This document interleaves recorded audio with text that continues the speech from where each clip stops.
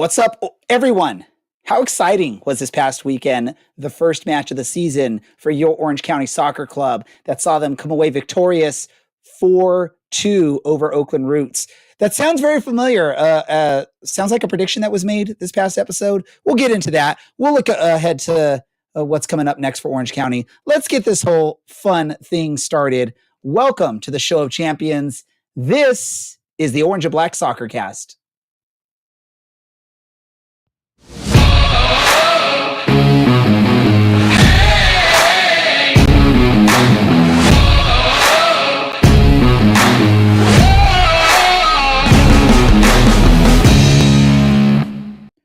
How's it going, Orange County? Welcome to another episode of the Orange and Black Soccer Cast, the first and only show dedicated to Orange County Soccer Club, its fans, and supporters. I'm your host, Ray Zamora. I'm here to take you through this journey as we discuss all things Orange County Soccer Club, maybe with a little bit more mixed in, sprinkled in there. Helping out on this episode, we've got the original partner, the Robin to my Batman, Dylan. Dylan, how are you doing? I'm doing really well. I really enjoyed Saturday night's performance, and I especially enjoyed the result. The result is nice. A result that sees Orange County sitting top of the table in the Western Conference due to goal differential, I believe, is why they are there. A great offensive output with barely any goals from offensive players. Brad, welcome to the show as well. Brad, how are you feeling after the 4-2 victory for Orange County? Did it calm any nerves you might have had entering into the season? I mean, we were talking last week about this team is built to outscore the other team, and they definitely did that. Although I will admit the defense played a lot better than I thought coming into the season this game. Yes, and we'll talk about the defense, the lineup, because it seems like one of those players that we all have penciled in as a defensive player was playing higher up the pitch, which I know we're all concerned with the lack of defenders on the roster, and we're utilizing defenders up the pitch a little bit more. That's an interesting tactical idea there. Let's also welcome back the one who was not here last week, the bearded one himself. That is Larry. Larry, first of all, welcome back. We didn't miss you last week, but how are you feeling after this most recent performance, or the first performance of the season for Orange County? How am I feeling? I am feeling inspired. I am feeling enlightened. My heart is full. It is swollen with Orange County Soccer Club victory and 3 points. The 3 points, definitely an important 3 points for Orange County. It's very rare, I think, that you see Orange County open the season with 3 points, especially in front of the home crowd, which is awesome to see. With all the new changes at the stadium, I mean, they're minor changes, but new changes like Gnarlyville and the Michelob Ultra section and the County Line Coalition, the supporters section. It's now sort of marked off for everyone. But the performance on the field, amazing performance from your Orange County Soccer Club. I hope the fans enjoyed what they saw. We all talked about it. This is going to be an exciting season, if not only because of the number of goals that Orange County is probably going to be scoring on the season. We saw that early, 4 goals against Oakland. Let's get into the thoughts on this match. I'm going to go to you first, Dylan. Just your overall high-level thoughts on this match from what you saw in the first match that counted for Orange County this season. I don't know if I've ever actually had high-level thoughts before, but it's appreciated. I'm pleasantly surprised to see the way that, a Danny Stone's Orange County looks. I'm pretty happy with the way things did. I am ultimately looking forward to seeing how it plays out over 10, 15 match weeks, but thought we moved the ball well. I thought we took advantage of our opponents well, and I think that's kind of what we're going to get a lot of our results out of. We don't have to be the best team in the league, but if we can make match to match count, that works. And hey, Cameron Dunbar, he never left, but he's back somehow. what a performance from him. I'm over the moon and delighted for him. It was beautiful from Cameron Dunbar and from what we saw there. I wish we would have had time while the lineup graphic was up on the screen. I'm sure producer Andy can bring that up after we see all the highlights on this stream. But I'm wondering if that was in fact the lineup that was submitted to the league as far as the starting lineup. You had Nico not even listed as a defender on that graphic. I wonder if this is part of Danny Stone's tactic, is just to trick the other team into thinking we're going to play one way and playing a completely different way. Who knows? Brad, your thoughts on this match, and do you have any concerns with this team as far as the fact that we scored 4 goals and only one of them comes from a legit offensive player? No, I mean, the fact of the matter is you want your goals coming in. Big shout out to Nico Benalcazar for that free kick, opening up his account with, quite a banger. This team is set up to pass the ball down the sides. Dogman scoring the first goal off an assist from, or no, do we call that an assist? Anyways, Dunbar has an assist in the game with a great pass that gets headed in by Zubac. This team played a lot better offensively than we've seen over the past, season and a half. And it shows as a result because we're the only team in the league who scored 4 goals in opening weekend. Definitely a couple of things to tighten up on the defense late, giving up a couple of goals. One of them was a penalty, which obviously isn't ideal. However, I don't think you really can complain about the team effort here. And a big shout out to Mike Watts on the air as we were celebrating the Ethan Zubac goal in the County Line Coalition with the smoke going off. He says something along the lines of, the smoke is still dissipating, and yet maybe we'll see some more. Benalcazar buries the free kick, and smoke goes off again. Yeah, and before I get to Larry, I want to jump on there too because you're talking about Mike Watts and his call. I believe it almost seems like he knew ahead of time that Nico was going to get that goal, because I believe he said something like there's no one else that you'd want taking this kick curling in from that left hand side than Nico. He's good at these, and apparently Mike knows more about the Orange County player than at least we do, but we haven't seen much of him to this point. So that definitely is an excuse for the Orange County fans. Larry, let me ask you this question. Hey, tell us your thoughts on this match, but also share with us how beautiful the setup and the start of that counterattack, if you can call it that, was from Colin Shuttler starting the path to the ball to get to Ryan Dogman for that first goal. How much credit do you give to Colin Shuttler for his quick release of the ball and finding a perfect release in the midfield?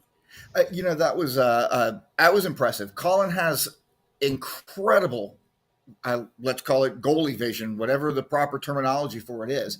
But moving the ball down the pitch and then getting out to Haggart out there on the right, or I think it went to Dunbar, then to Haggart across the middle for Haggart for the shot that was deflected, and Dogman with the tap in. And if you look at the replay of it, you can see when that ball is going across the face of the goal, before it even gets to Dogman, you can see Cameron in the back of that video for just a split second. He's already got his arms raised because he already knows what's going to happen. And Cameron was absolutely phenomenal all night long. Again, it reminded me of the New Mexico game last year where he just abused that left back from New Mexico, whoever it was. And on Saturday night, he just did it again. I genuinely felt bad for Camden Riley because he's a good player, but he was made to look like he didn't know what he was doing out there. And on that free kick from Nico, he definitely didn't know what he was doing because the guy didn't jump. He didn't do anything. He threw his head to the right and the ball went over his left shoulder and into the back of the net. It was just, there were so many good things that we saw on this game Saturday night. And I'm excited for it because we're all talking about all these guys who can score goals. Zubac, the new guys who are coming in. Zubac, Silla, McKinnon, Traeger. And yet 2 defensemen, a midfielder, and 1 forward scored a goal. And I'll tell you what, you get firepower like that throughout an entire season, it's going to be a tough team to beat from week 1 to week 34. Now, let the Ryan Dogman goal. Are we calling him a defender because he was playing more of an attacking role, I believe, for a good portion of this match?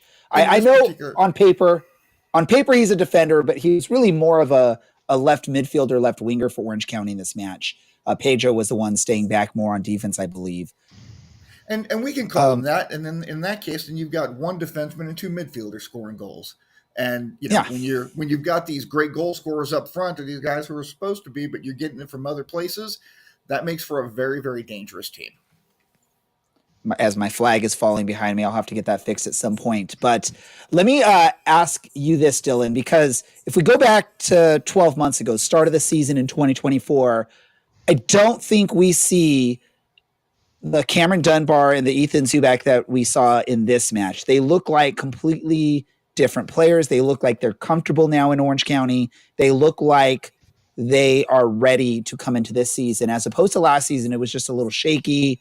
They didn't look quite at their top of their game for most of the beginning of last season. How exciting is that to see players like Dunbar and Zubak look like they're in perfect form to start the season? It's really exciting. This is where I wish I could be a fly on the wall and really get to sit, in the locker room and see what did Danny Stone say to them when he took over. Did he pull them aside and say, "Hey, everything's going to flow through you. You guys are going to make the difference. You are going to make this team tick." We'll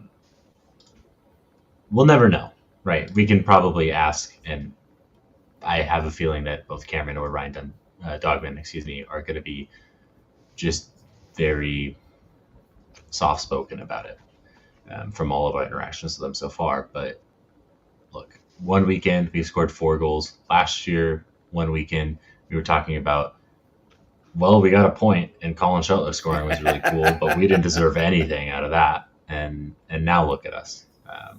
We played well, and yeah, it was a little bit messy, especially towards the end. We got 3 points. So 3 points is great. 3 points is good to have off of something like this. Brad, any concerns that you saw? Obviously, giving up 2 goals. One of them was a penalty, but still giving up 2 goals when you were pretty much dominating for most of this match. Is there any concerns that you see on that are going to make you nervous going forward on the season from what you saw? I mean, really, the one breakdown that I would have here, obviously giving up a penalty, I think it's a little bit of a dive, a flop, as you see on the screen. But I'd probably, as a referee, I'd probably give the penalty as well. The player, I think that's Brewitt, just kind of steps in front and, causes a contact instead of really going for the ball. However, I do think it was a little weak. The first goal where Wolfgang Prentice scored, I would have liked to see the defender close out a little bit better there. He's not looking past the ball. He looks to score and really doesn't get anything but a good look for that shot. The only other complaint I have is Coach better be wary about tearing an Achilles, because those celebrations where he was popping off on the sideline are already strong contenders for celebrations of the year. Ray, put it in our spreadsheet. Celebrations of the year, skipper. Guess what, Brad? Brad, you have now taken ownership of that category. So when we compile the list of possible options, you get to go ahead and put that together. And hey, I know I knew I loved Coach Danny Stone based on the way the team finished last year, and even watching the start to this year. His celebrations, I love him even more because he looks like me on the sidelines when I'm coaching youth soccer, running around, high-fiving the players, fist pumps in the air. So I love it. It's awesome to see. It's awesome to see the passion from your coach. I think it rubs off on the players, and I think that's why you have this really confident Orange County team, this really motivated and exciting Orange County team. Let's sort of switch topics here really quick, Larry, because you were at the game, correct? Correct me if I'm wrong. You were at the match. Of course. All right. So obviously Dan was on last or 2 weeks ago talking about some of the changes at the stadium with the whole general GA section now is split into 3 distinct sections. And obviously some other things the club is trying to do to try and really amp up the experience, the game day experience. What were your thoughts overall on what you saw? Give us an idea of what you saw from the fans in Gnarlyville, in the Michelob Ultra section, the supporter section and whatever else you saw that maybe we didn't get to see on camera? First of all, the badging that they put up out there, I think it looks great with the supporter section, Michelob Ultra section, and then Gnarlyville. It really, really jumps out at you, and you can see it. Now, of course, in the supporter section, once they hang the flags up over the edge of the rail, there you can't see that part in the front. And then in the back, you can't really see too much either because you got people standing up, and that's okay too. But what I saw up there in the general admission in those three sections, the County Line Coalition was the County Line Coalition. They were loud. They were boisterous. They were doing what they do, which is why I love those guys so much. And I count myself lucky to be a part of that supporters group. In the Michelob Ultra section, hey, you know what? It's a section that is, let's say, promoting having a beverage or two. And you could see that going on, and you could tell by the voices of the people that were in that section that they were taking full advantage of that. And then right next to it, just full of kids and family in Gnarlyville. And they were having such a good time. Now, of course, if Orange County was on the losing end, they probably wouldn't have had as good a time, but winning, brings good times. I like that part. I like the badging on there. I like the new player posters up in the front of the stadium. I think those look really sharp.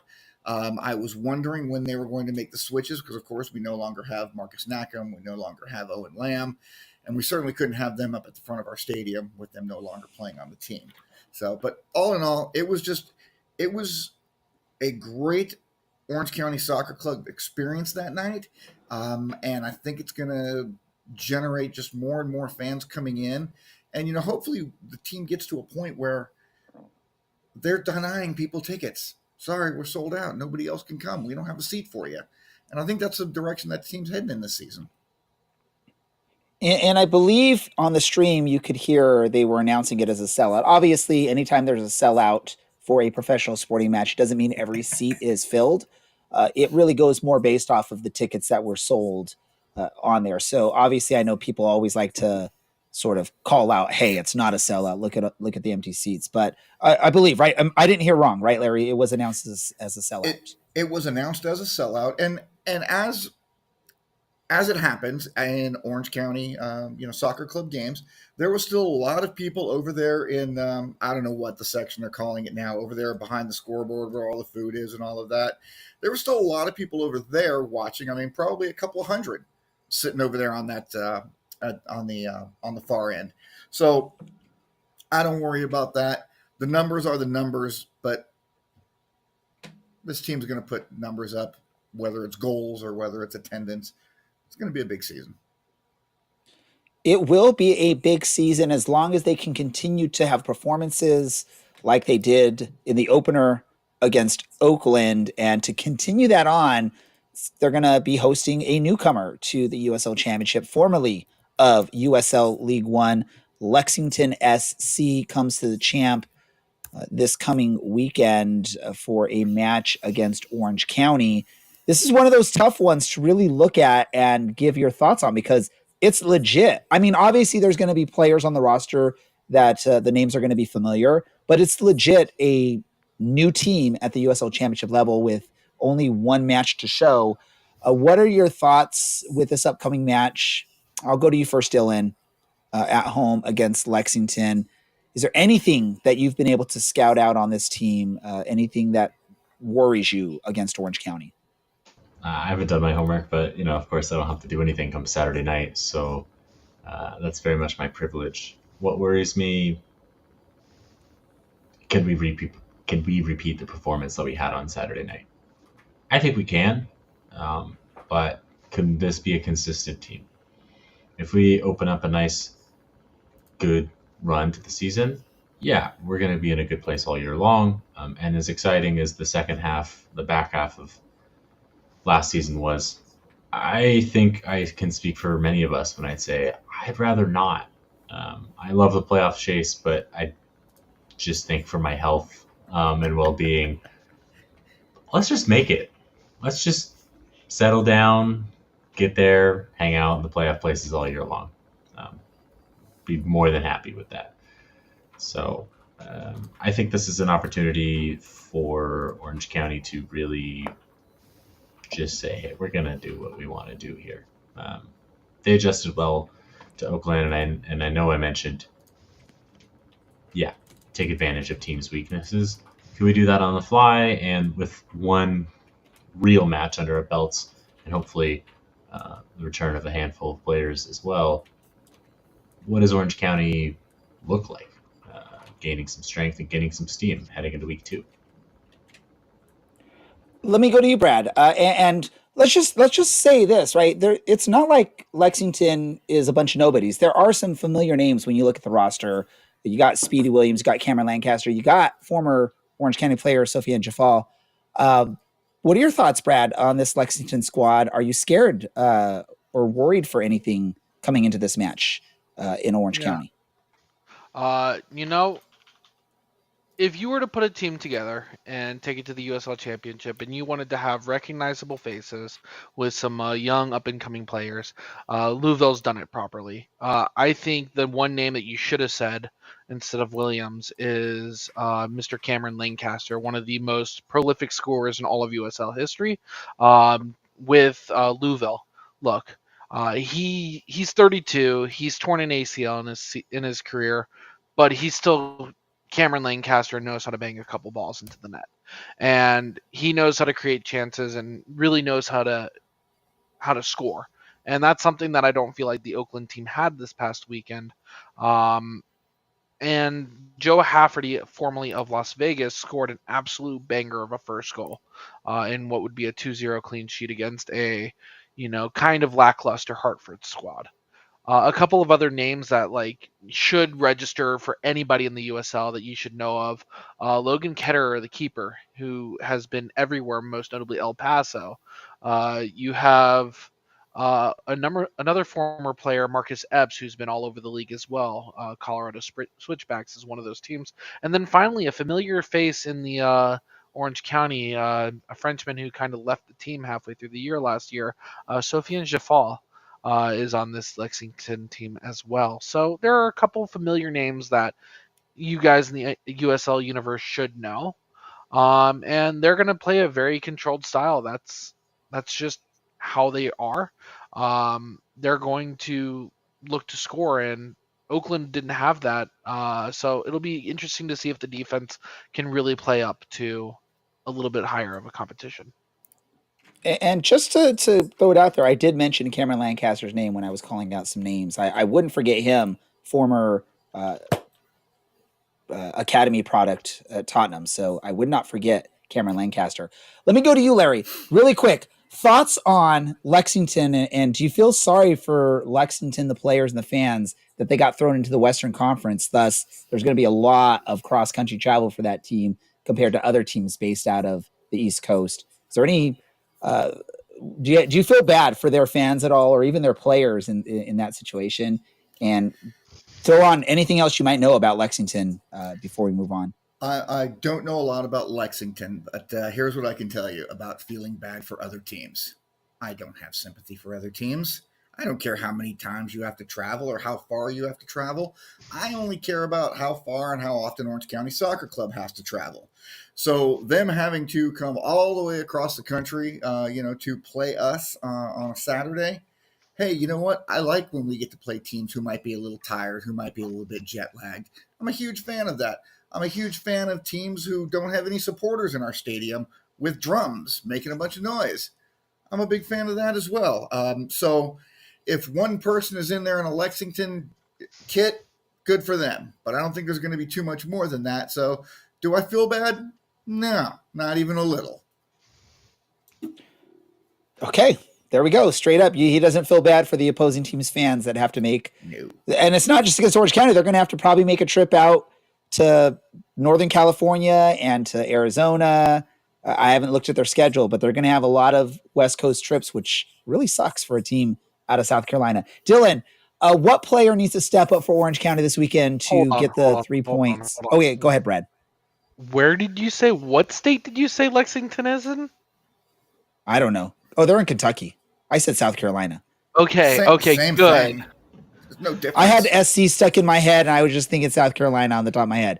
I apologize. I got it wrong. It is Kentucky, but it's still a long distance. It's not like it's a short trip. I guess it's sort of like what Memphis had to do last year. They sort of slotted into that Memphis slot. So I guess it's not as horrible as it could have been. Dylan, who needs to step up for Orange County for this match to get the 3 points? Or do they just have to show up and they're going to get it? You could say that if you wanted to, Dylan. Yeah, I don't actually want to throw any players under the bus here. I thought we had a good performance and a good weekend. Yes, Maddie, I agree. Ray is, in fact, canceled for not knowing geography and for a whole bunch of other reasons, too. Maddie King is a very insightful young lady. Perhaps our smartest fan. All right. No more specifically- Capelli news for Maddie. I'll just call it out right now. This is what I get for mentioning it. We've already gone off the rails. Look, I really don't think it's fair to single out a player over the weekend. I thought everyone performed well. I think the team overall performed quite well. Again, got a little messy towards the end. Hey, when you've got a big lead and the other teams have done a lot, I get it. You become a little bit complacent. And it was just enough to where you almost start to think, hopefully they've learned. Don't be complacent. But nothing had to get crazy. Show up, put on a show, show everybody why they were either right to trust Orange County and that Orange County is a top 4 team in the USL, or show everybody as to why they were wrong and think that Orange County isn't a good team. Brad, your thoughts? This team performed very well in the first game. I wouldn't say perfect, but I would say that I'm not coming out of that first match saying that we don't deserve to be at the top of the conference based on that result. Looking forward, hopefully we play against the other top teams in the conference with the same level of prestige, and this week 2 matchup is going to be a perfect test to see just how good this team really is. Definitely will be. I feel like a lot of people slept on Orange County heading into this season. A lot of the experts were not putting Orange County or not considering Orange County a team that has a legit chance, I guess, at winning the title, lifting the cup. I wasn't there. I actually was really high on this team heading in. Thus, I picked the correct score for the first match. Larry, is there anything that if you see from Orange County, you're like, oh, great, this is not going to go well for us? How so? In regards to Saturday's game, or yes, Saturday's coming match against Lexington. Well, I mean, when you talk about some of the players that you talked about that Lexington has, I don't care if Cameron Lancaster is 32 years old and he's torn an ACL. The guy can play. The guy can put the ball in the back of the net. Period. End of story. Somebody in the comments said Sofian Jafal is not a difference maker. I would absolutely disagree with that. I thought Sofian was terrific when he was with us, and I was sorry that he left. I wanted to see him with us for an entire season, but we didn't get to have that. I think that we're going to be okay on Saturday. I don't see the team folding up and collapsing and not having the night that we all are hoping that they have. But at the same time, this is a USL Championship game. It's an any given Sunday or any given Saturday. So the team's just got to go out and perform like they did this past Saturday. And, if they're not quite up to putting up 4 goals in 2 games in a row, fine. Put up 1 goal and don't let Lexington score any. We'll take that too. Yeah. I mean, we'll take that. Let's do as our good friend of the show, Alan, used to always say, score more goals than the other team. And that's a victory, right? Let's do this. Before we go to our score predictions, we're going to talk to one of those players that will definitely have an opportunity to make an impact against Lexington this Saturday. A defender who made his official debut with Orange County this past weekend, defender Tom Brewitt. Tom, first and foremost, welcome to our show. And how are you feeling? No, thanks for having me. Yeah, really, really pleased to be here. Good to get off to a winning start on Saturday, and hopefully we can continue that forwards.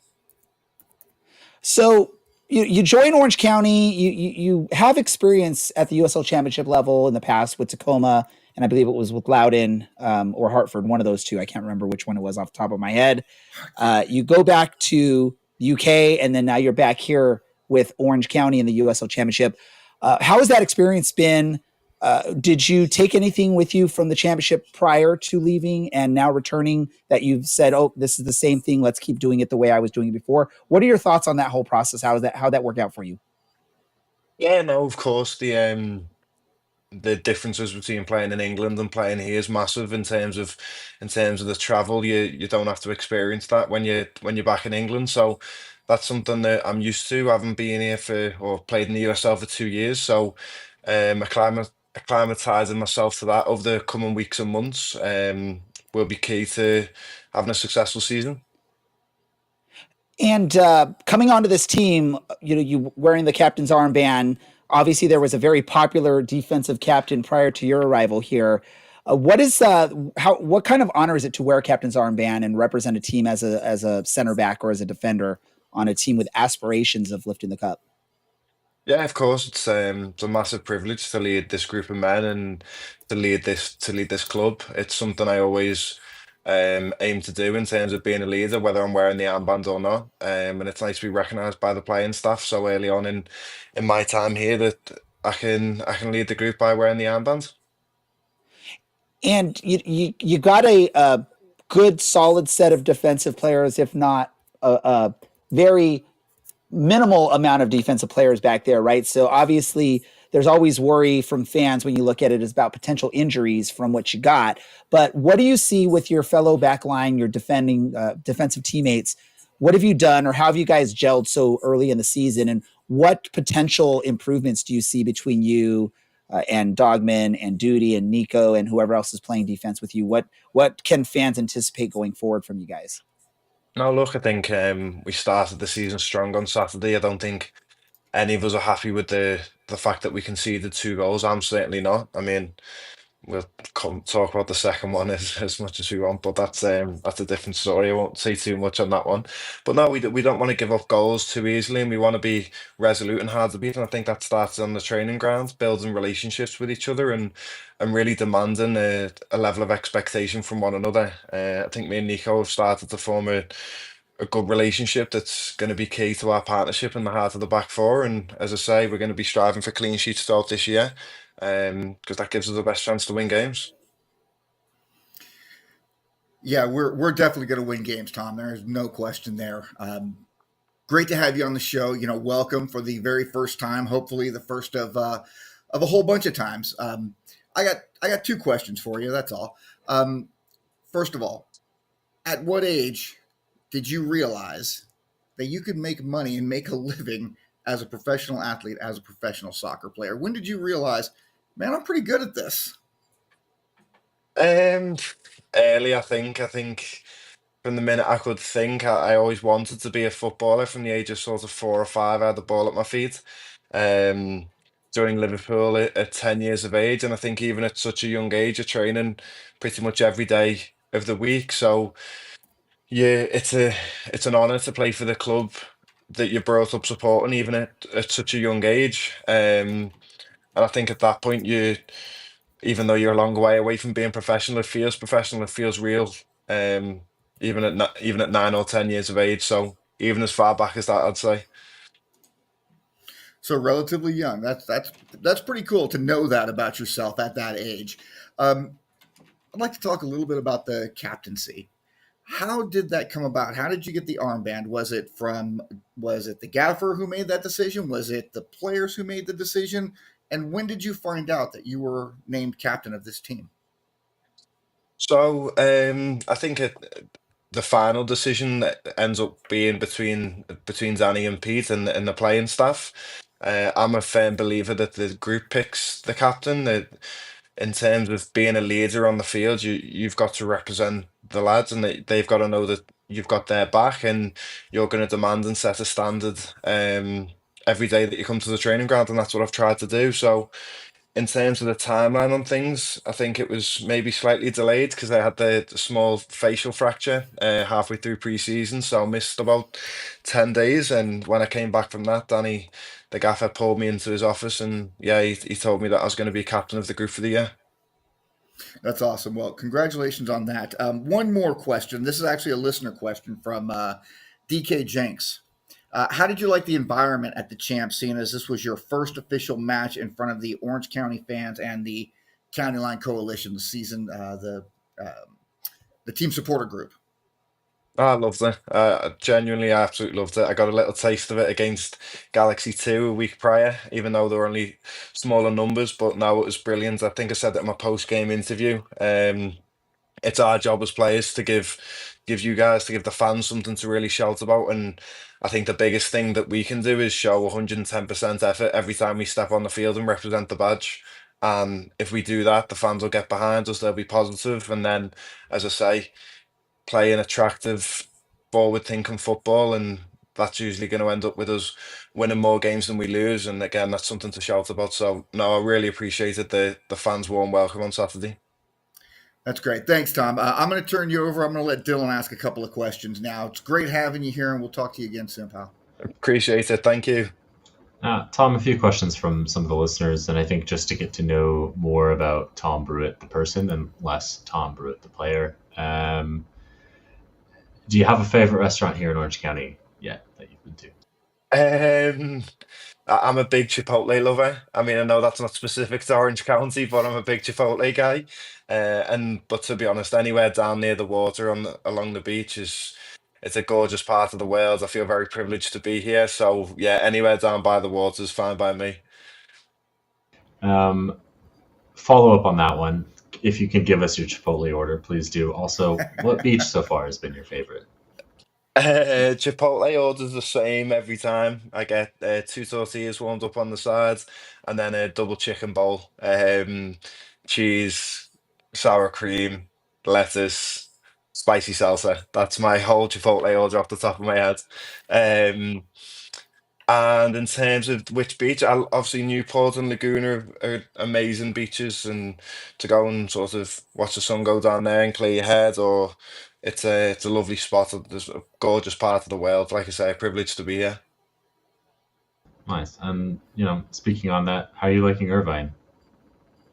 No, it's again, like I say, it's a great part of the world. Orange County. From the day I got here, I think I called home within a few days, and my dad said that he could tell how much that I was loving it. Not just the football side, but in terms of the life outside of the training ground. The people have been very welcoming to me, super friendly. Um, so I've settled in really quickly, which is great.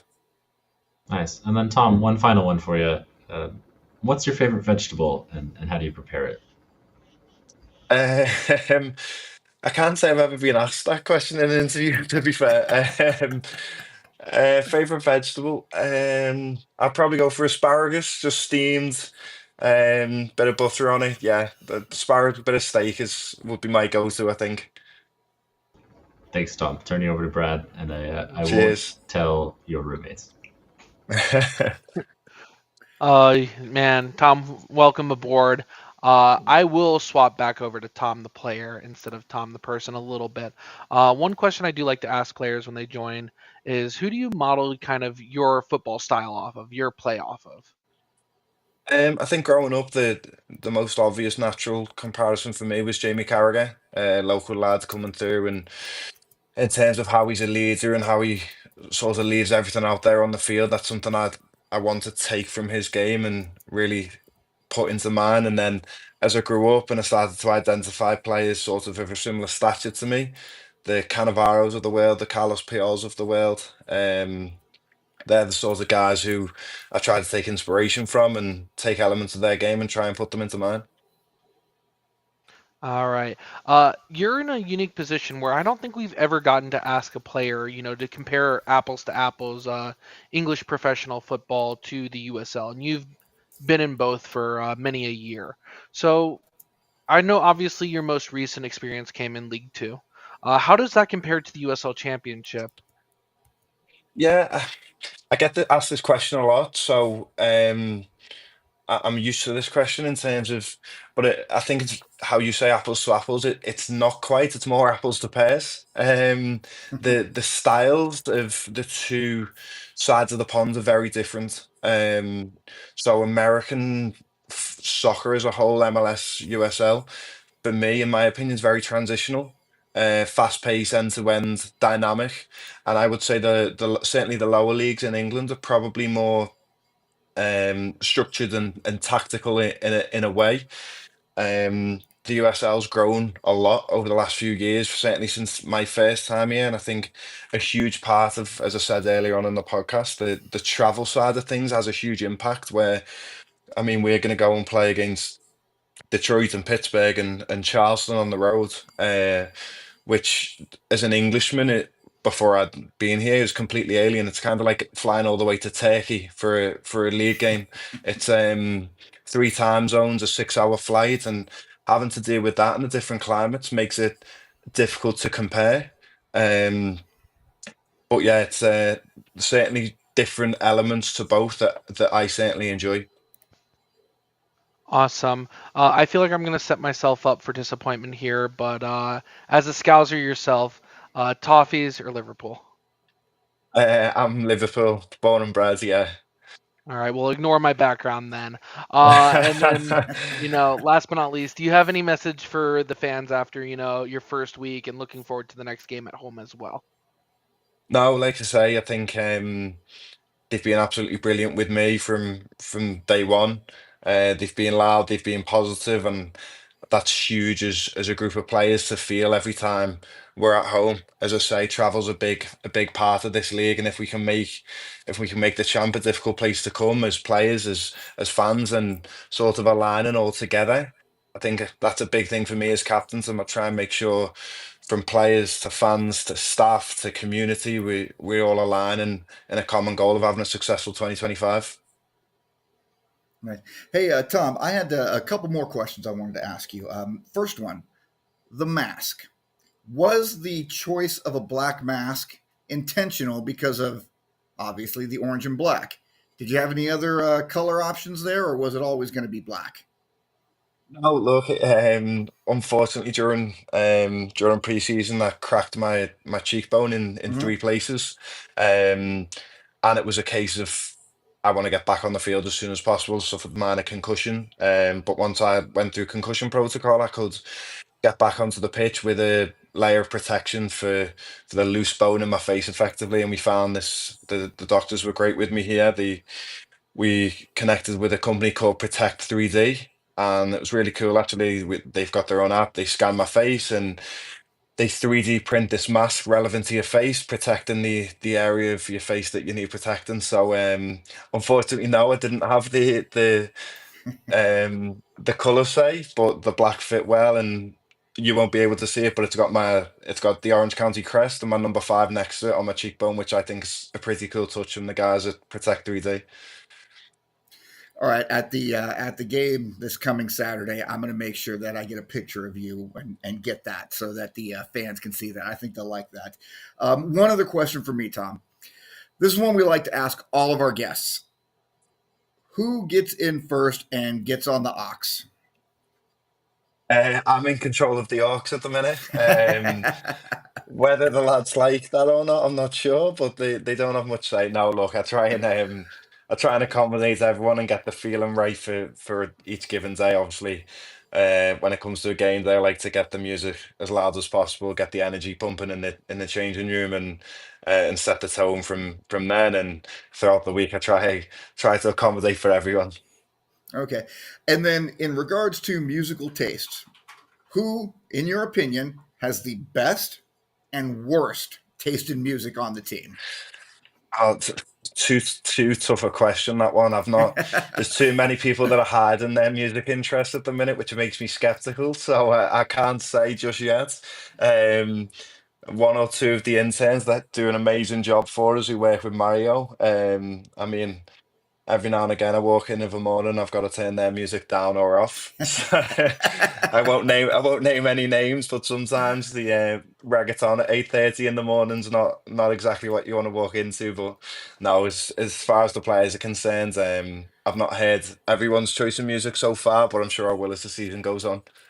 All right. Well, we will absolutely make sure that later on in the season we have you on again, and then you can fully answer on who's got the best and worst. And No now, problem, no problem. I Now, think Ray's got a few things for you. Oh, I was going to interject real quick, Larry. This is a question that we do ask players over the course of the season. So, how many of the players are going to say you have the best or worst taste in music over the course of 2025? As I say, I'd like to think I try to accommodate for everyone. It's one of them things that, especially on a game day, I'm really big on creating an environment and atmosphere in the locker room. Um, Throughout the week, they might not like my country music as much and my laid back R&B music as much, and I can accept that. But I think they appreciate the atmosphere I try to create on game day at least. Awesome. Yeah, we'll definitely get some more opinions as we get through later into the year. That'll be fun to hear. We've started this recently at the end of last season. We're doing it now. I'm going to ask 10 rapid fire questions. They're this or that questions. This is just a way for our fans to get to know a little bit more about you. And there's usually a theme behind it. I go on to Google Gemini, tell it, hey, give me a theme or give me questions based on this theme. I don't know how well it did this time, but we'll see how it goes. So just quickest first answer that comes to your mind. I want you to give it to me. Are you ready? I'm ready. All right, first question. Decades of legacy or building a legacy? Building a legacy. Packed stadiums or a core group of dedicated supporters? Dedicated supporters. FA Cup or US Open Cup? FA Cup. All right, better pre-match, at the pub or tailgate? Tailgate. Okay, Mighty Red or Gnarly? Gnarly. Promotion and relegation or playoffs? Oh, tough. Both have got pros and cons. I'll go. I'll go playoffs because I've not won that yet. All right, the traditional soccer calendar or the US soccer calendar? Traditional, even though it gets cold in the winter. Not in Southern Anfield or California. Anfield or Championship Soccer Stadium? Oh, champion soccer stadium, of course. Red or orange? Orange. All right, and the last one. You'll never walk alone or county roads? County roads, of course. Look where I am. I feel like there's a lot of answers based on your current location, but Look, otherwise you might that's my have answered motivation differently for on some this of those. season. That's my motivation for this season. It's as I say, it's a pleasure to be here and be a part of this club, and I want to make it a successful year, one to remember. And I think a big part of that is really sort of embedding myself in the culture with the fans, with the community, and that matters to me and it's important to me. So Oh, we appreciate that. And I know the fans listening, watching, however they're hearing this, are 100% appreciating that as well. Tom, any last messages for our fans that are going to make it to the Championship Soccer Stadium this weekend and the rest of the season? yeah, as always, be positive, be loud, sing as loud as you can, get behind the boys. We're going to give you something to shout about. We're going to give everything this season out on the field, and as I say, let's make it a successful 2025. We're looking forward to it. Folks, defender, mask captain for your Orange County Soccer Club, Tom Brewitt. Maybe we can get him to pull that move that some athletes do and just make the mask a permanent thing because it looks really cool out there. Tom, thank you as always for joining our episode and our show, and we look forward to talking to you very soon. No, thanks for having me. Thank you, guys. Thanks, Tom. Awesome. Thank you, Tom. As always, awesome time when we have the players on the show so we get a chance to speak with them, especially when it's a newer addition to our roster. We love to hear what they have to say. We love to get to know them a little better, and that's what we try to do with this podcast when we have those players on the show. Let's do this. We were talking about this upcoming match. We didn't get to predictions before Tom joined us, so let's get to our predictions against Lexington. I got to keep my perfect streak going, but I'm going to wait to hear what you guys got first before we do that. Let's go to Larry first. What is your prediction for this upcoming match? Orange County hosting Lexington. Orange County 3, Lexington 1. Brad, what is your prediction? I think Larry had a very good prediction, and I'd feel no guilt, unlike you last week, stealing from Larry. So I'll agree with the good man to my right. Stealing from Larry. No way. Dylan. I liken myself the voice of the people, and the people are saying 2-1, which I also agree with. Yeah. Yeah, that was where I was leaning, Dylan, but I don't want to steal your prediction. So I'm going to do this. We're going to get those 2 goals, but we're also going to see the return of shutout Shuttler in this match. So 2-0, Orange County comes out victorious, and hopefully I'm correct again, and it becomes very good for me. I'll make sure to submit it too, Brad, so you can keep track of it so I can win this year. I need to actually come through and win this year. That's my goal. So that's why I'm giving legit predictions instead of the Dylan favorite of 5-0 to the opposing team, because I want to win.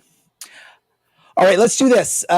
Before we get into any random thoughts on from anyone, I do want to just briefly get onto this, because beginning next weekend, our show will have not started yet for next week's episode before this starts, but the U.S. Open Cup is starting next Tuesday.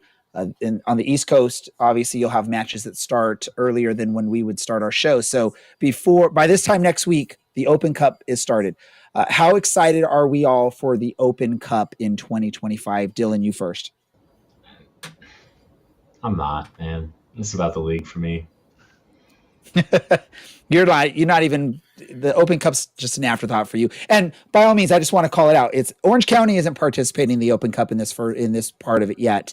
But again, it is just sort of the official start of it. There is a local amateur team, Laguna United, that is participating. They will be playing the Galaxy 2 Ventura County Thousand Oaks soccer boys.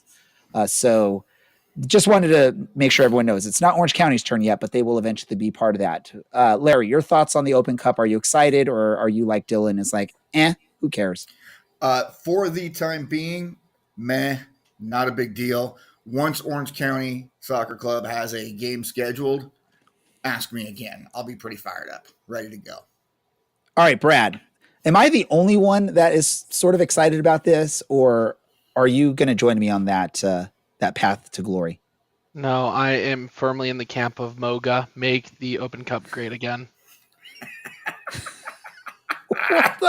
Okay. All right. Awesome. Well, for those that don't know, like I said, there is a local amateur squad, Laguna United FC. They are participating in the Open Cup next Tuesday. Kickoff at 7:30 at Carson. And I believe, from what I've been told, it's free admission to the match. So anyone that wants to go watch some soccer out in Carson and cheer against the Galaxy 2 Thousand Oaks guys, go for it. Come out and do so and support. We like to support local. Laguna United is a local soccer club in Orange County. So come out and support. Obviously, we want you to watch the show too. So be there, but also watch our show while you're at the game. But yeah, that's how that works. Random thoughts from anyone. Who has a random thought? I have a random thought. I do. Well, I like this random thought that's on the screen right now, Larry. So go ahead and read that one off. We want the burrito restaurant team to go far this year. I don't know what that means. Don't worry, producer Andy's got you covered, so you don't have to worry about it.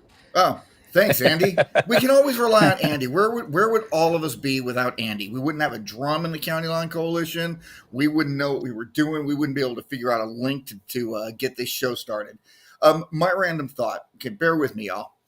When you are a fan of a sports team, sometimes something in a season just magical happens, and it leads to absolute greatness for the rest of that season.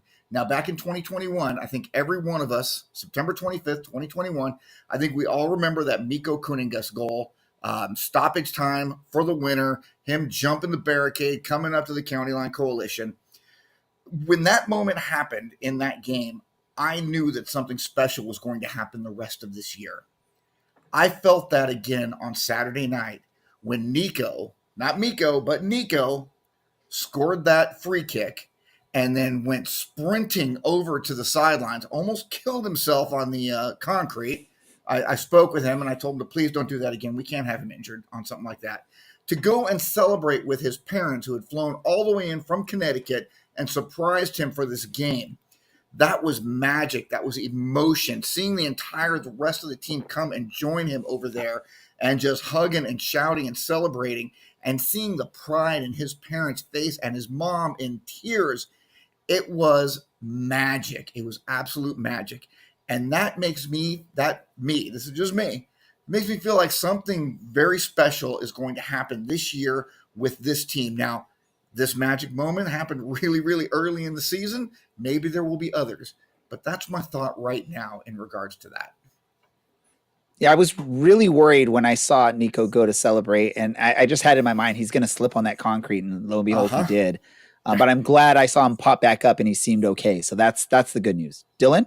This is further proof that you manifest all of these things happening.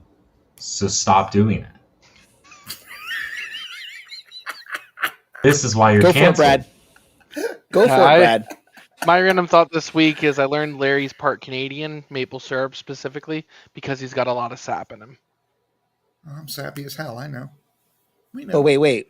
Don't we have something that do we have a sound effect like the whole no, we don't have the comedy drum sound effect. We'll have to add that, producer Andy. Make sure we put a note on that going forward.